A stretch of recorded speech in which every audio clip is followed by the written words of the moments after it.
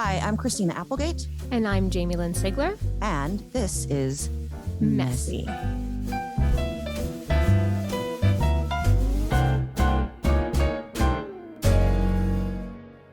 Hello.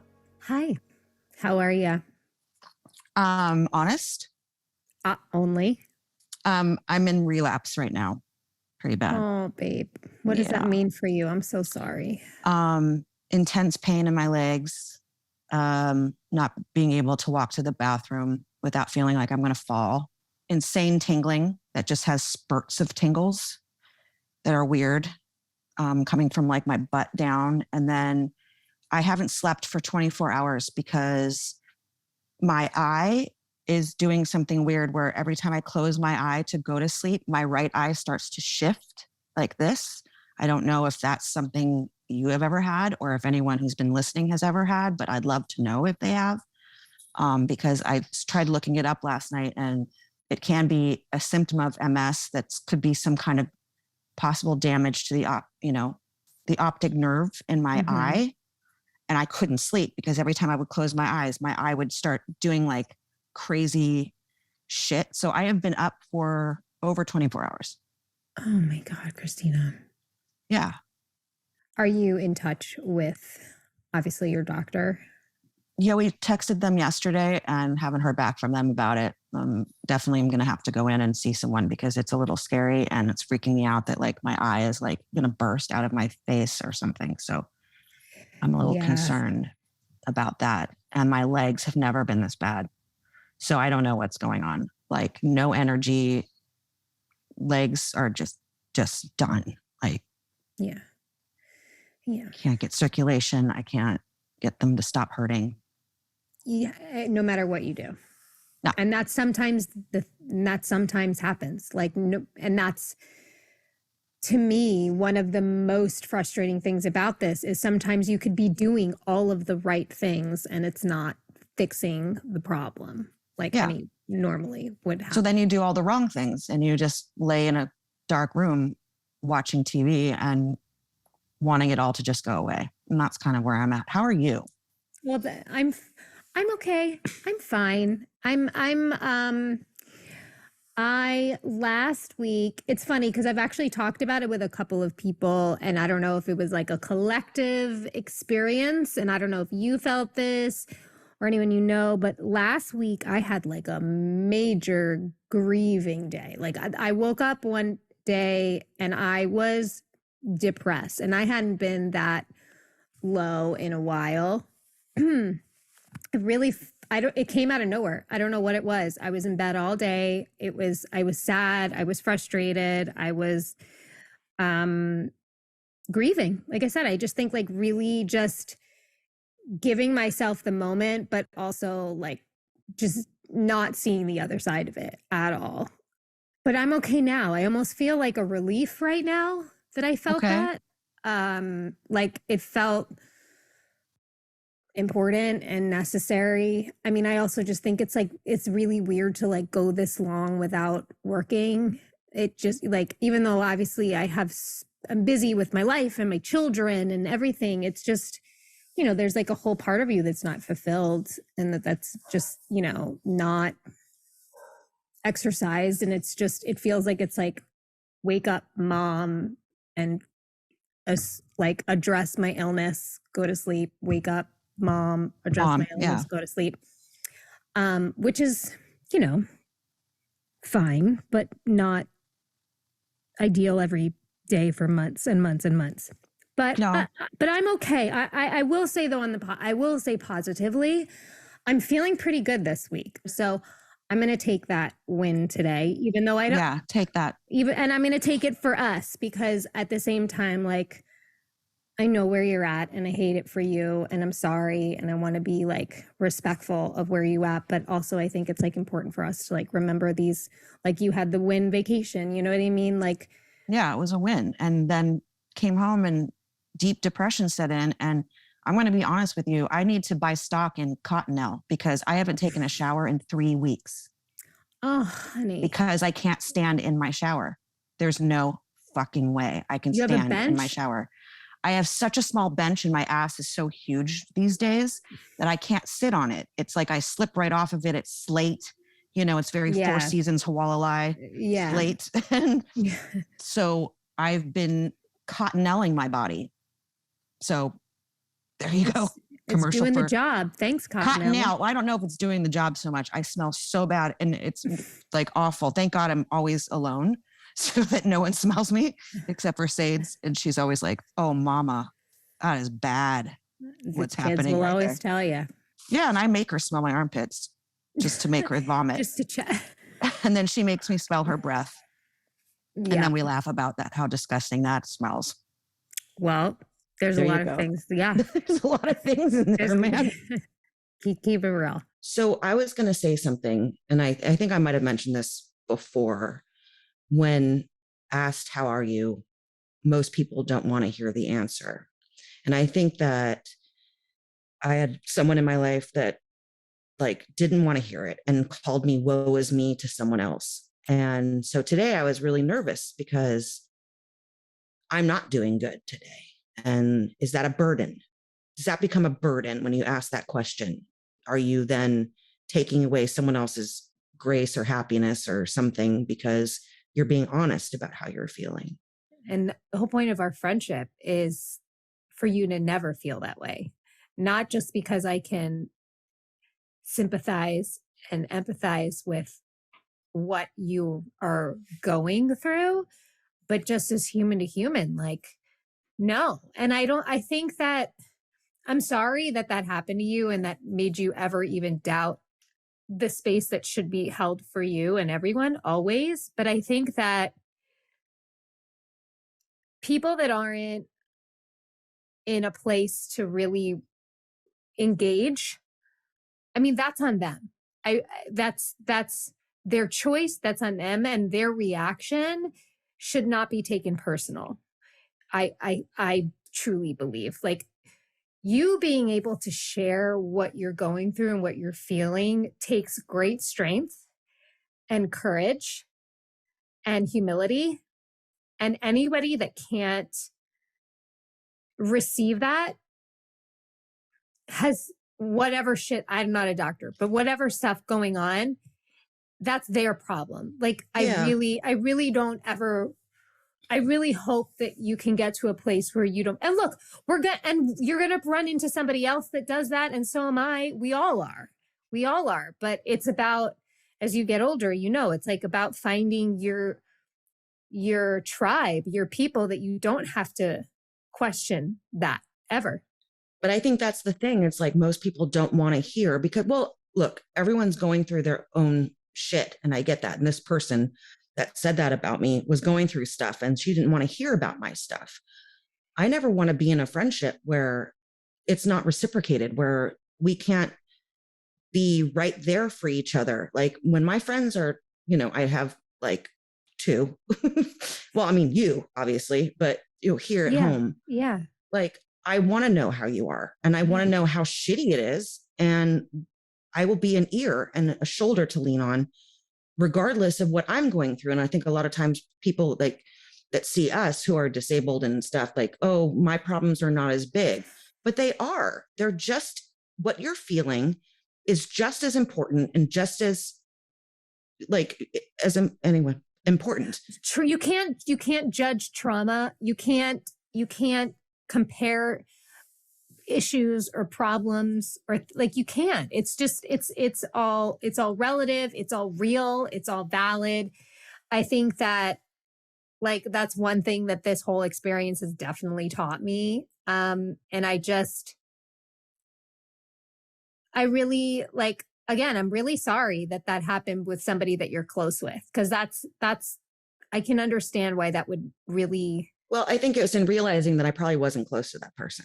You know, for someone who to call me woe is me when I was just starting to have my symptoms. Like I didn't know it was MS yet, but you know, I was going through it. Like I can't walk. I can't, you know, from a dancer to a runner to all the things I was to like all of a sudden not have those things. Yeah. And it was such a weird thing. And then it put me, my brain, my like little kid brain goes, well, then I'm just not going to complain anymore. Yeah. Where I'm not going to discuss my shit because I don't want to put my shit on somebody else. So then what? And I've done that my whole life. I've always succumbed to someone else's need for attention. And like they need it more than I do. They need the room more than I do. Because you got it elsewhere, or because of or yes, because I was an actress or I was this, and they needed the floor more than I did. So I shut my mouth and I wouldn't talk and I wouldn't complain. And I think that that's something that a lot of, not to be like this sexist, but a lot of women go through, where we're like, okay, you be the bigger voice. Yeah. Be the bigger voice than me. And I'll just shut my face. And see, I'm like you in that, like 99% of the time, I don't tell anybody what I'm feeling or what I'm struggling with. And that has not served me and hurt me for sure. And I've admired you for your candidness and your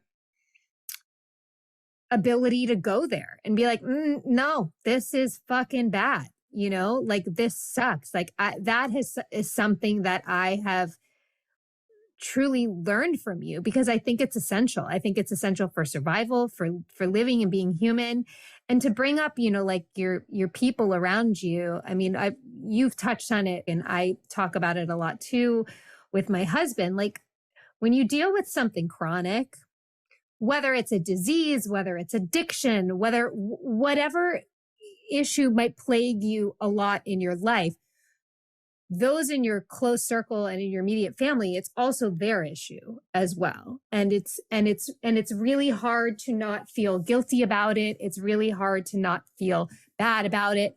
I had to have a talk with my son, who's not even 10 years old yet, last week, because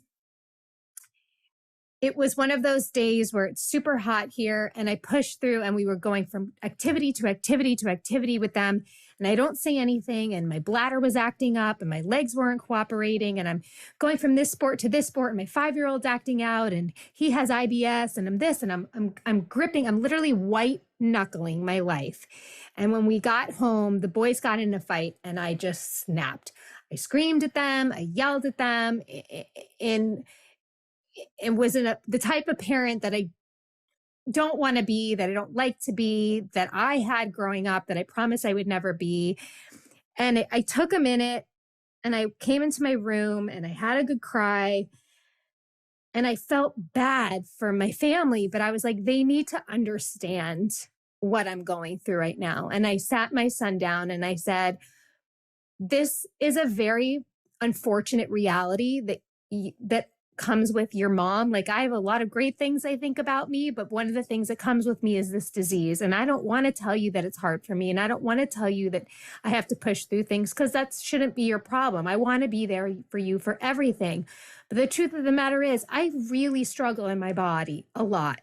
And today was really hard for me. And I'm sorry that I yelled at you, but I said to him, I was like, in those moments, Bo, I'm going to need you to do something that's maybe kids normally don't have to do. If you see mommy and you see me starting to break down, I need you to back off.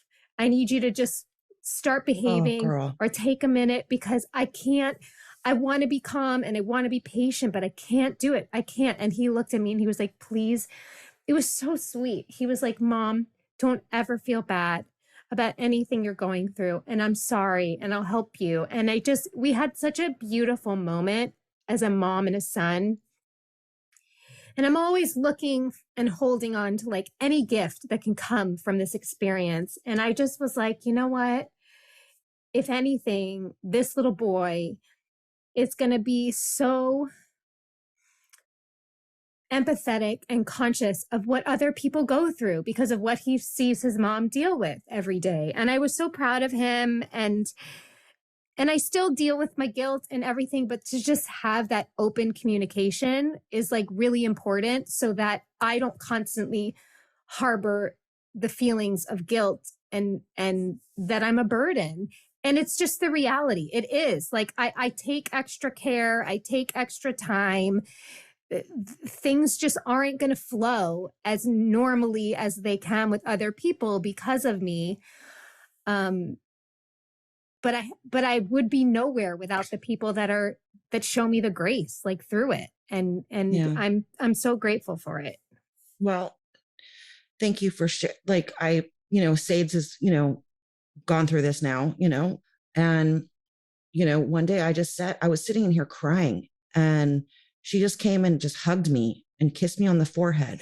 And she said, Mama, you don't have to do everything for me. When you're feeling sick, let me do stuff.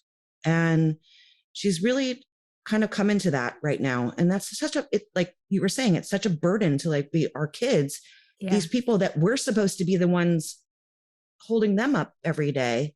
And now at a young age, they're having to hold us up. And that's such a guilt feeling that I hate. But I mean, like you said, they're going to be empathetic. But she's going to be an amazing friend. Yeah. Yes. She already is. And she already is to her friends. I already see her with her friends, and she's supportive and loving. And so. And it's positive, it's also bringing out like it's also showing, I think, I'd like to think that like my son also, and I think Sadie too, in those moments, like they feel good about themselves. They feel good that how good it feels to show up for somebody and to like know that your support is meaning something to them. And so for them to sort of learn that human exchange at a really early age, is a gift. I do. It still sucks. I mean, it sucks for them, but like that kid had my arm, when I wasn't using my cane and I was walking around, she would always make sure that I was okay and it had my arm until she walked really far in front of me. And then, until you saw something she had. And then I was the caboose again, but no, she always tries like today. Okay. So I have to say something. Say it. So, I don't think I've mentioned this, but I sleep with a heating pad, which heat for us is really no bueno, but I keep my house so cold that I want to snuggle with someone. So I have a heating pad and I named him Jake Ryan. I named all my heating pads are named Jake Ryan. And for obvious reasons. Yeah, because it's Jake Ryan. Freaking Jake Ryan. Jake Ryan burned me the other day, and I have a 3rd-degree burn on my arm with a blister the size of 2 grapes. And I mean, it's Jake Ryan. Jake Ryan really let me down. We just had to pop it, and then I've got some antibiotic ointment on it or something, but I can't believe Jake Ryan did this to me. I cannot. Your relationship had lasted a long time too. Yeah, it's been like a couple years. Wow. Of Jake Ryan. And is that Jake Ryan? Maybe that we need to trade him in for a new Jake Ryan? Is this no, Jake I have Ryan 2 malfunctioning? new Jake Ryans. I have 2 new Jake Ryans. And I fell asleep with it, and it didn't turn off. It's supposed to turn off after 2 hours, and then it didn't. So I woke up with a blister. I mean, like 3rd-degree burns on my arm. Anyway. I'm so sorry. Woe is me. God damn it. Well, quit being woe is me, girl. Woe is me with my blister. Can I say, you mentioned something to me, and I feel like we need to get to know each other better because I love this about you, but you mentioned to me that when you ask somebody what their top 5 movies are, you can tell a lot about them. It's my party trick. What? Okay. Do you want to experiment with me and then explain as we do it? Or do you want to talk about it? Because this is fascinating to me. I love it. It works better on like strangers. Right. Because I don't know them. But then by listening to their top 5 favorite movies, I've made people cry, like saying like, you probably were abused as a child, like just stuff like weird, like I can get into the psyche of it, but I know you, but I don't know you that well. Yeah. Okay. Should we try? Okay. Give me your top 5 of all time. And it's really hard to have 5. It is. There's so many good ones, but it is. Okay. Okay. Don't make fun of me. Okay. I don't have like high class taste. This probably says a lot about me right now. No, don't think about it. It has to be like right off the cuff. Goonies, Okay. A League of Their Own, Forrest Gump, Old School, and Shawshank Redemption. Okay. You did not have a lot of kid life when you were growing up. And you wanted to be part of something. And a part of a group, but you felt like you couldn't be a part of those groups. And you felt stifled by that, but you were a good student. That's what I'm getting right now. I have full body chills. Okay. I have full body chills. Wow. I wasn't a kid enough. You're right. You weren't. Wow. So the movies that you watched were things that made you feel like part of something. Yes. Oh my gosh. And camaraderie, like Shawshank Redemption, that's camaraderie. That's a brotherhood of having a best friend. And yeah, so you can kind of see a through line. Wow. You're amazing. This is the super talent. I cannot wait to just watch you ask people, what are your 5 favorite movies? Oh boy. That's too personal. It's pretty obvious. All That Jazz, Sophie's Choice, Dog Day Afternoon, Spinal Tap, and Step Brothers. Yes, Step Brothers was my 6th. Okay, there you go. So wait, what does this say about you? I'm fucking nuts. Oh, and One Flew Over the Cuckoo's Nest, which I could basically watch on a loop. Wow. I could I've watch only that seen that ever one time. Girl. Yeah, I need to watch it as an adult. I watched it in like a film studies class in high school. No, which means I didn't really watch it. You didn't. No, it has to be on a loop. That's one of the best of the best. I mean, wow. Yeah. Those are, All That Jazz. Yeah, those are my favorites. Like, wow, this is so cool. I love this. This reminds me, you're from New York. Like, what do you miss about it? You know, it's interesting. I was watching Real Housewives of New York the other night. My husband was in here with me. And I said, I don't know if I could live in New York City again, only because I couldn't walk around the way I used to. Yeah. I lived in New York City from the day I turned 18 until I was 26, 27. I fucking love it. I loved it. New York to me originally, so I'm from Long Island, which is right outside New York. And I grew up a musical theater kid. I lived and breathed musical theater. I was in community theater on Long Island. Every play where there was a kid role, I was either in it or auditioning for it or wanting to be in it.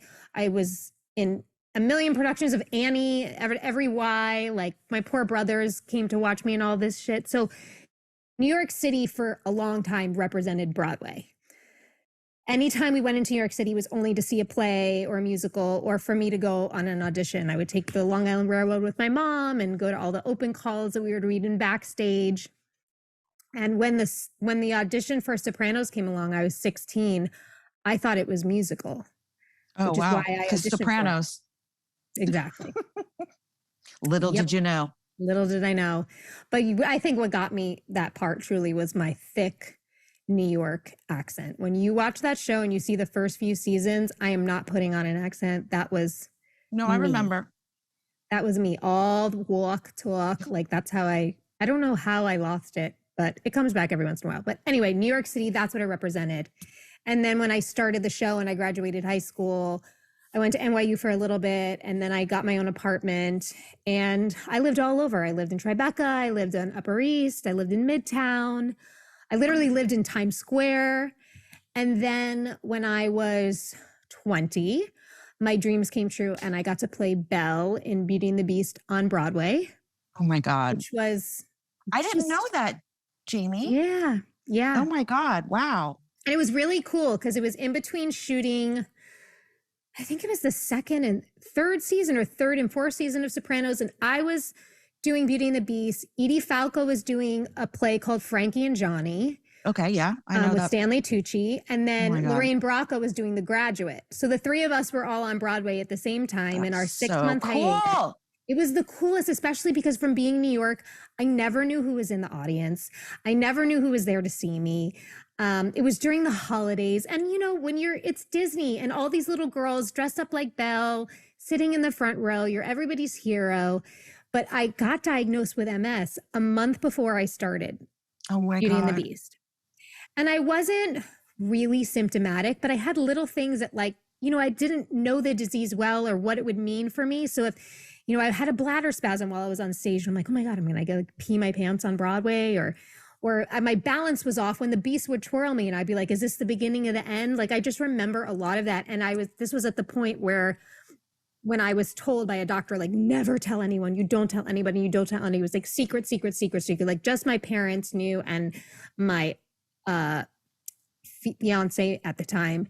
And I remember during one performance, there's a part where Belle is like reading a book with her back to the audience with the Beast. And I looked at the guy, Steve Blanchard, who played my Beast. And I was like, I am so sorry to do this to you right now, but I have to tell you, I just got diagnosed with MS and I'm really scared. Oh my God, Mama. On stage, literally, like we're going to have to start singing together in a minute. And he looked at me and I remember like, he's like, I want to give you a hug right now, but I can't. But he goes, my mom has MS. Oh my God. And you're going to be okay. And I remember being like, okay. And we never spoke about it again. He never asked me about it. Like, I think he gave me room. Obviously, if I ever wanted to talk about it, I didn't. But I'll never forget that. Literally happened on a Broadway stage. First person I ever really told out loud. That's insane. And so New York is like a little heartbreaking for me because it's like, I don't know if I could ever do Broadway again. Like, I don't know if I could ever, I mean, gosh, what is New York for you? Oh my God. It's everything to me. I mean, I started going there, as a little girl. My grandparents lived in New Jersey and my mom had lived in Manhattan for years before she came to LA and married my father. So we spent every Christmas in New Jersey, but also went to New York. And we went to New York. I mean, I'm talking like 6 years old, 7 years old, riding the subways, seeing every Broadway show that you could possibly imagine. I wanted to be a dancer. That's all I wanted, was to be a dancer. I wanted to go to LaGuardia High School. Mm-hmm. I wanted to dance and sing on Broadway. That was my dream, my fucking dream. Like my whole life, I was a Fosse fanatic from the time I was 9 years old. I had seen Sweet Charity. I'd seen all that jazz. I had seen, like, it was my dream was to live in New York. And my road kind of took a different way. And then in 2005 or whatever it was, I, was given the great opportunity to play Charity Hope Valentine in Sweet Charity on Broadway, which I auditioned for. And I only went to audition for it because I wanted to have the experience of having a New York audition. Yeah. Like I wanted that experience of nothing like walking up those stairs to the studio that's dusty and weird. And the people are there on the table and they're all staring at you. And it's like exactly what you imagined it to be. Yes. And I auditioned for 10 hours. And they made you do everything. Everything, like repeatedly, like over and over and over again. And by the end of the day, they came and I was sweating. We had just done the dance segment, which was like 3 hours or something. And they're like, can you give us a year? And I said, well, first of all, can you give me a minute? I can't breathe. And can you give us $15 for a cab because we don't have any money to get back to the hotel? Not that we didn't have money. We just didn't, for some reason, my mom and I didn't have. You just had no cash on you. We had no cash on us. And back then there was no credit cards in the taxis for some reason. I don't know why. And that's kind of how that happened. So wow. I ended up going and doing that for a year. I lived on 11th Street between 6th and 7th. I love that place so much. Cool little brownstone. Great area, great places to walk, the little cobblestone streets. And I would take the subway to work, against all requests. Of course. They were like, I would sneak out of my brownstone and away from my driver to go take the subway at 14th Street. You wanted to be a New Yorker. No, I always felt that way. Like when I was a kid, I loved the smell of the subway. I loved the smell of urine and gasoline and stuff. Like that's why you're not showering. You just need to. You love the smell. I just like the smell of myself. I mean, I loved it so much. You just miss New York. I do. We were there recently to go see my friends in Dancin', Bob Fosse's Dancin', which was the most incredible thing I've ever seen on a stage in my life, besides like Dear Evan Hansen and stuff like that, where you're like watching miracles happen. Yes. But I watched my friends. They were all my friends in this show, and it was so incredible. And the night before we went to see the show, another girl who was also in Sweet Charity with me, because I still am very close to all of the ensemble and cast of Sweet Charity, and we walked around New York for hours, dude, like this. Like we walked around New York for hours. We took the subway. We walked to my old house. They let us in to my old house. I knocked on the door. Oh. We went on San Ambrose and had dinner. I did all the things that, and then the next day I couldn't get out of the bed, you know? Yeah. But you did it, remember? But you did it. We did it, but I have to keep reminding myself as a newbie to this that the shit days are going to come after the good ones, and you can't be discouraged, I guess. I think though, like listening you talk and hearing all of this though, I think that you having a lot of these like good days or pockets of good time are all when you leave your home and are all when you get out of this element. I think that your body is still telling you what you are capable of. I think you just need to like support yourself when you're home. Yeah, I think because I give up really easily. Yeah. And then I'm like, lights off, television on, under the covers, don't come near me. And by the way, you can do that for get home and for a day or two be like, whoa, because that was a lot. I just did 3 weeks. For 3 weeks I've been laying in my bed, James. I know. I don't like it, but I don't know what else to do, because when I start to get out of the bed, I'm like, if no one's with me, I'm going to fall. And how am I going to get downstairs? How am I going to do anything? Like, I have stairs. I have to leave my bedroom and go downstairs in order to help Sadie with something or whatever the case may be. It's just, one of my mantras when I'm in moments like that, or I'm getting scared. And for me, like a lot of the only thing that really kind of shows up and I'm like, is bladder issues for me. Like that's one of the ones that like comes in and out where I'm like, and it gets frustrating and it's hard to manage. But I say whenever I find myself sort of getting anxious or in those places, I'll just sort of like put my hand in my heart and I'll be like, this is just where I'm at today. This is just where I'm at today. I'm going to deal with today, and you never know what tomorrow is. Tomorrow could be better. What's the eye thing? What's the fucking eye thing? I don't know what's going on with my eye. I've never dealt with that. MS can affect the eyes, and so now I'm really scared. So, well, look, this is also another problem with MS and chronic illness is like you don't know what is just an individual thing that might be happening, or is this MS? Right? It's always like that question: like, is it a cold or is it MS? Do I have a UTI? Yeah, sometimes or is I feel MS? like I have the flu. I'm like, my bones are aching, and I'm like, do I have COVID or do I have MS? Mm-hmm. And knock on wood, I've never had COVID. So we're knocking. There's an uptick right now. But like, I don't know. Then I'm like, am I dying? I can't see. I can't walk. I can't breathe. I have trouble breathing because there's a respiratory issue to it too. And then I just get discouraged, and then I just give up. And that's kind of how I feel sometimes. And I hope people that are listening, like, I hope I'm not alone in feeling that way, because it feels pretty lonely. I know. It feels pretty damn lonely. But as your friend, and somebody who like forces myself to look at the positive a lot of the time, there's times where you rebound. Like that's not lost. That's not gone. I'm not taking away from the reality of what you're dealing with and the difficulty of everything that you're dealing with. Like that's very real and that's very hard. But I think that like we need to figure out a balance for you to like recognize it and rest and be pissed and angry and depressed and all of that. But then also to like somebody with you that's like gets you up out of bed and just be like, I'll hold you as we walk right now. And we're going to either go get an IV or we're going to go see a doctor. I don't quite have that. I wish I lived closer to you. Not to shit on my friends, but I don't really have that. You know, I have a very, very minute group of people that are around. And, you know, they're friends, but they also are caretakers, but I have one friend who's like, let's go swim. But I'm like, it's too hot outside. I can't go outside. Like I can't. Even if you're in the water? It's so hot outside. It's too hot. Like my brain starts to hurt and stuff. And I have I have 3 people around me. That's it. Can I ask you a personal question? Sure.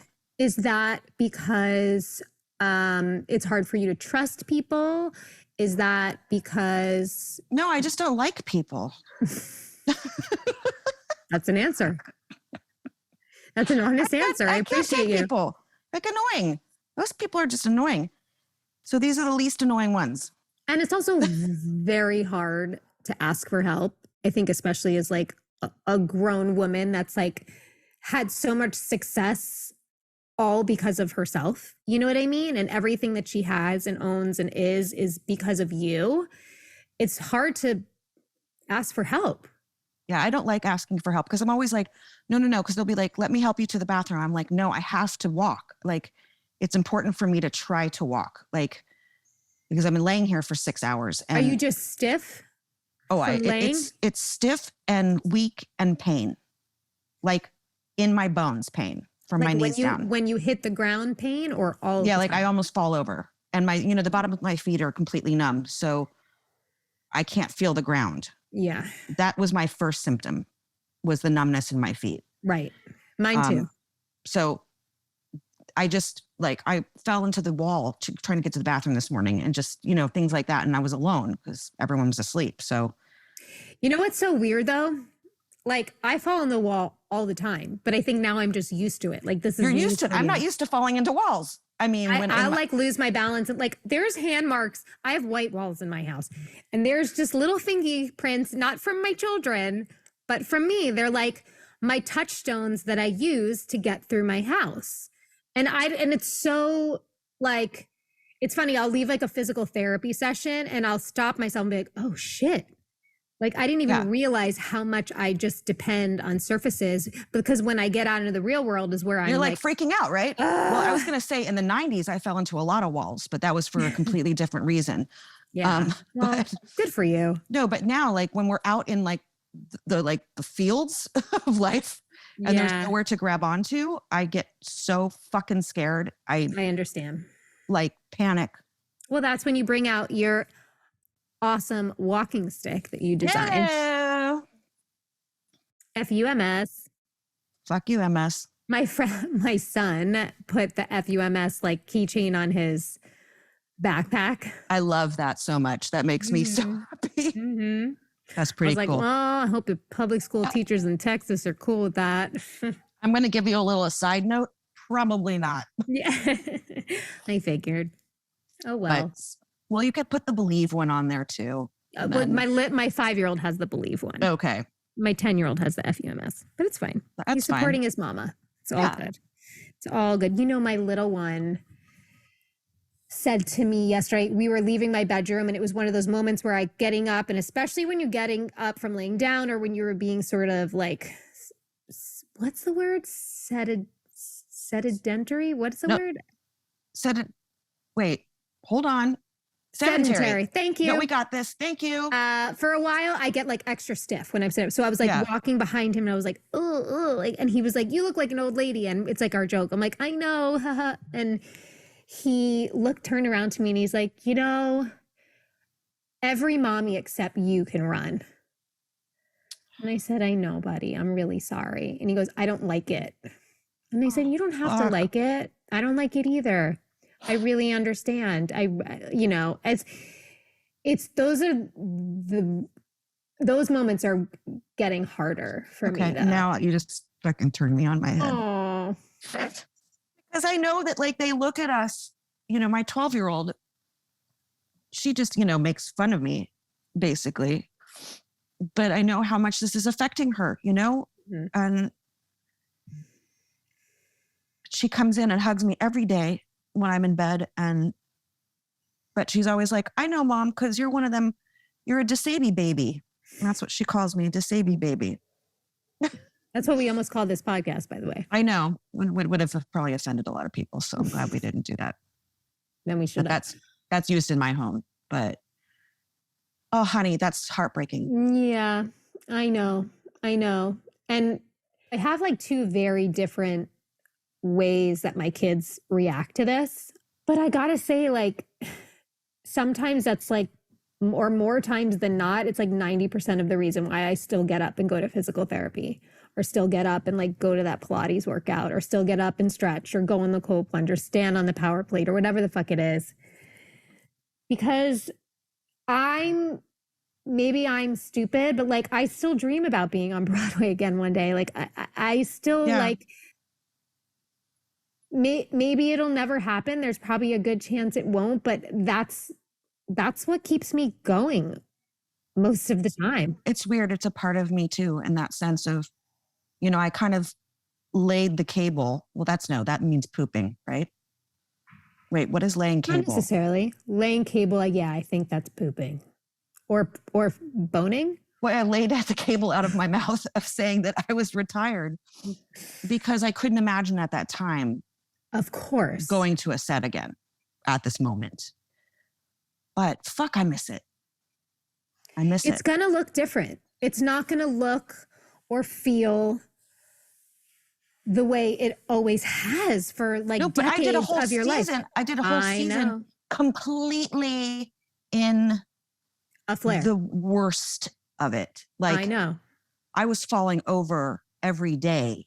Some days I couldn't speak because I was having tremors and my hands were shaking, and like all the things that I hadn't gotten treatment yet. So nothing had been done. I was a raw nerve of multiple sclerosis.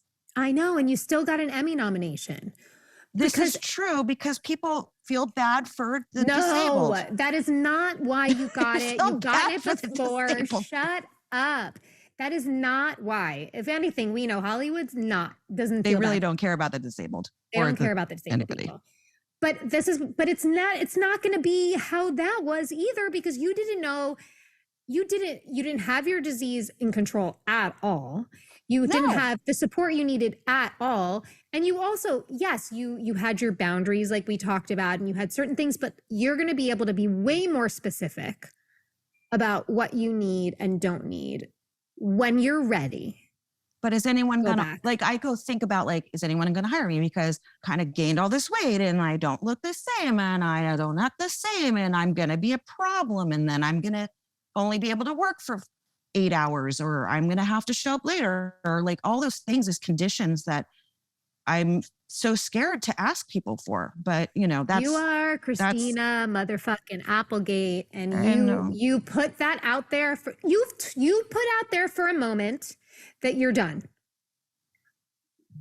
We can turn that. You can say, I actually think I'm ready, and I will love to just see the outpouring of, or the influx of requests for people to read your script, your stories, wanting to develop something with you. What if you developed your own story or your own show? I want to do that. Those are things that we want to get happen. to. Okay. I can't wait. Just let me guest star once. So oh my God. My insurance. You're going to be my co-star for everything for the rest of my life. Please. My dream.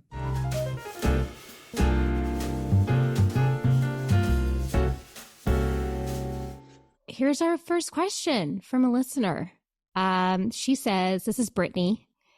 I've been diagnosed for 14 years and symptomatic for 20. I am a mom to a toddler, and the mom guilt of having to say no or slow down is really mentally bringing me down.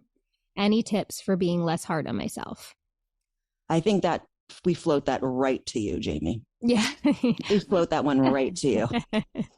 I got it. Hand you it got off. This one, lady. Oh, girl. I've only known MS with being a mom of toddlers and small children, and it's so hard. Let me first say, it's so hard to say no. It's so hard to hand your children off to do other things with other people because you just can't either do it or muster the energy for it.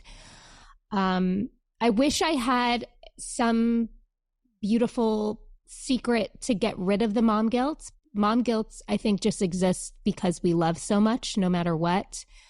But But I can tell you that you're not alone. And I can tell you, as having a child that's a little bit older, who's 10 years old,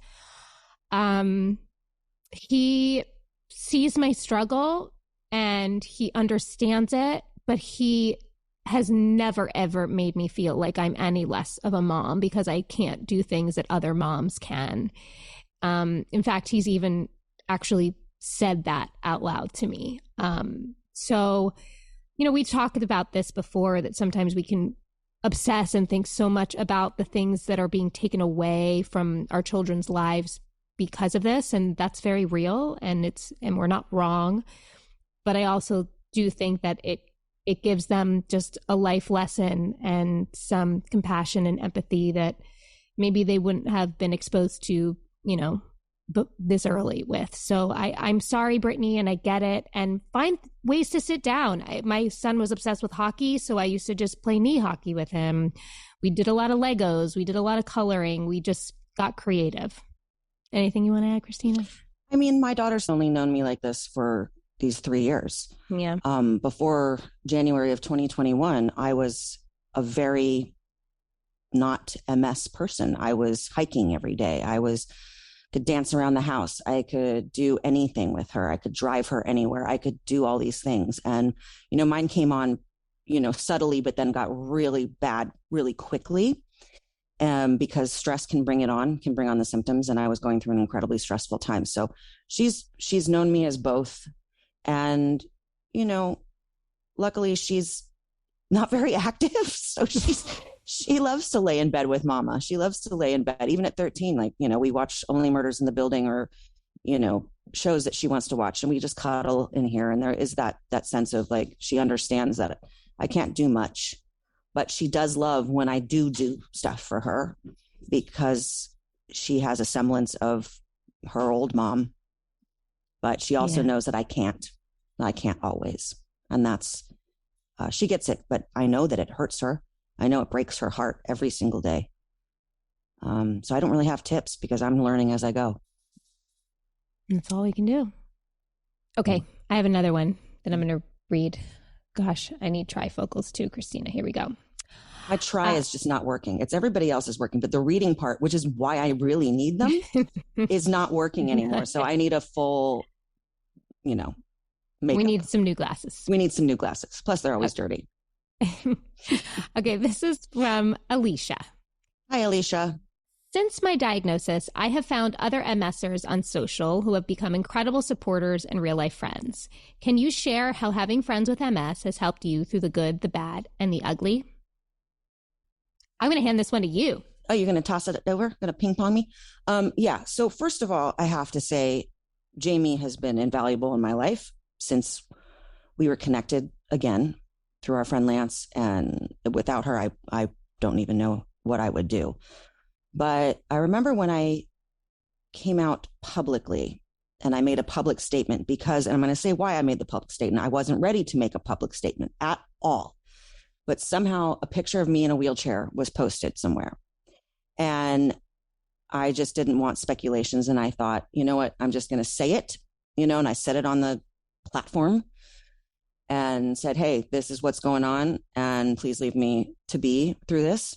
And I'm going to figure it out. And I don't usually read comments of things that I've posted, but I think because it was this, it's like I did want to have like a community. I wanted to see who understood, because I hadn't talked to you yet, Jamie. This was before you and I had talked. So I had really nobody to talk to about this.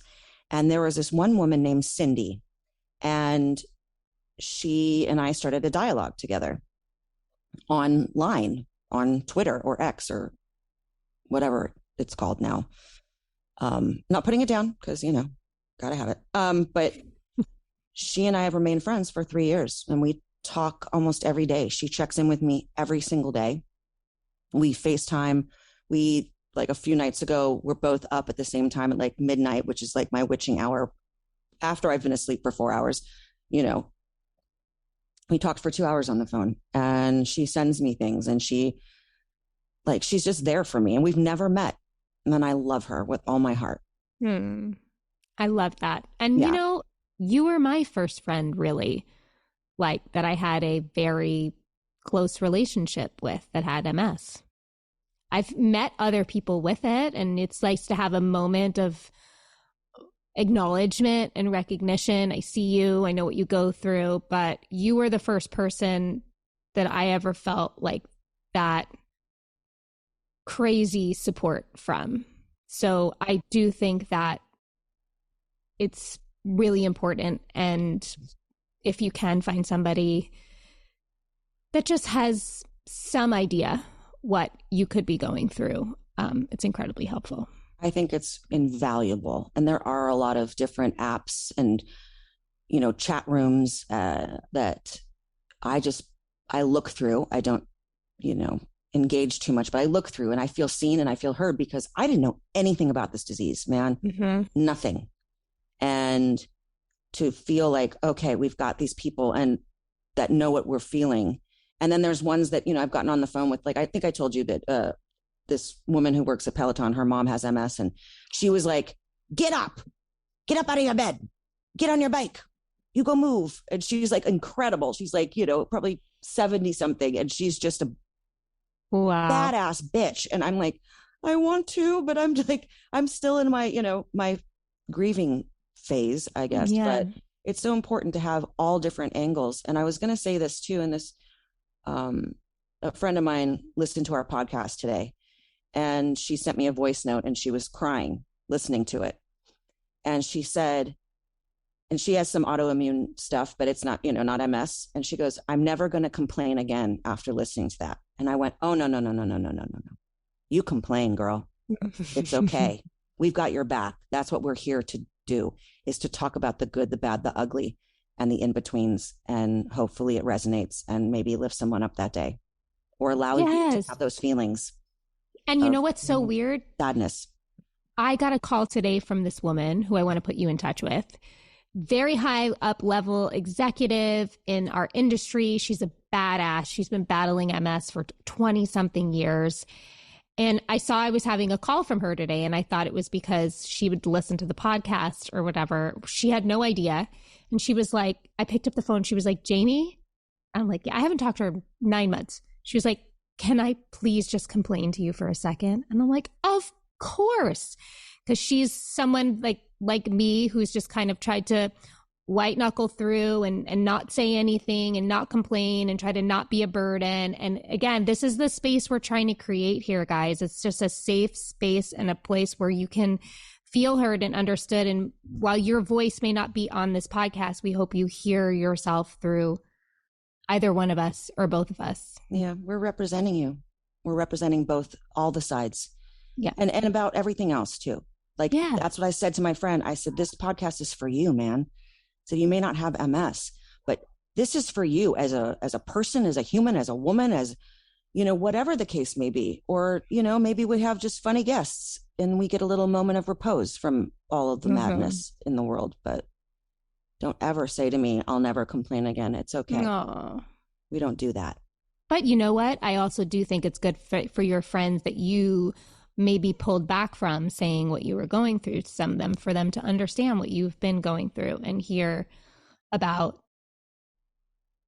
the realness of what your life has been. She also said, I feel like I've been a bad friend because I didn't know all the stuff that you were feeling. Yeah. And it's like, you're not, like, it's just, how would you know, unless you wrote a thing on it or read a thing, we don't sit there and read these things. We just, this is what's going on. And sometimes I'm not honest about how I'm feeling, and because I don't want to get into the conversation. Sometimes I don't want to talk about it. I want to talk about poop, which I think is a clear line that we have established, that I'd rather talk about poop most of the time. Yeah, this is a podcast of many things, but it's also a poop pod. Yeah, poop podcast. Thank you. Yeah. All right, so keep sending in your comments and questions, and we will continue to answer them as the show goes on. What else do you want to talk about? Or should we? I picked a good card today, by the way. Oh, you did? Okay. Yeah. Ready? I literally picked this randomly. I swear to God. I swear on my children. It says, I always pick randomly. Okay, let me hear. We have no right to ask when a sorrow comes, why did this happen to me? Unless we ask the same question for every joy that comes our way. That's a Fuck good these one. Eckhart Tolle ones. I don't even know if I'm going to go there. Isn't that a good one? That is It's so really beautiful. what we needed today. I really think we needed that one today. All right, let's see okay. Pick a card, any card.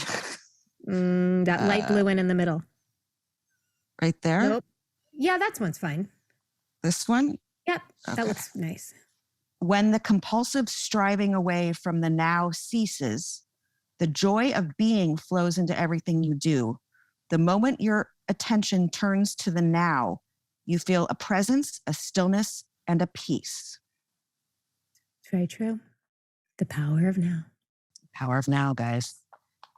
Literally the name of the cards. Literally. I have a really good friend who says literally, literally says it like that. Literally? Yeah. And she's like talking to you. She's like, literally. And I'm like, literally stop doing what you're doing. That's so good. Literally. Literally. Literally. I only will say it that way now. Yeah, you have to say it like that. Well, I'm going to try to do this now. I'm going to try, not always, because let's be realistic. That's not going to happen. But when something good happens every once in a while, I'll be like, why me?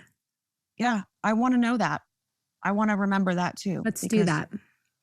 I mean, I don't, If I had bigger biceps, maybe I would do the whole thing on it. But, You don't want to see what's happening in these arms right now. Oh, there's a cat. Is that a cat? There's a cat trying to get into the cameras right now. Hi, Ashy. Well, Ashy. I love you. I appreciate you too. for your honesty and your heart. It's not easy to talk about this shit, whether it's to a friend, let alone on a podcast. But I really think that this is the kind of stuff people need to hear. I know I do.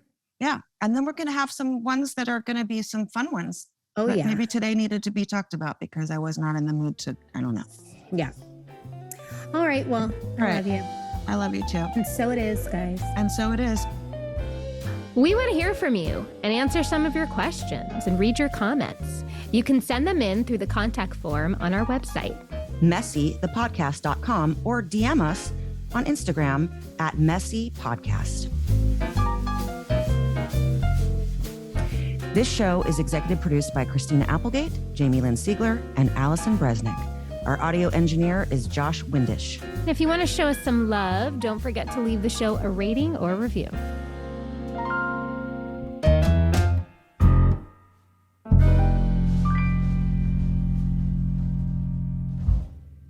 Hi, it's Jamie. Thanks for listening.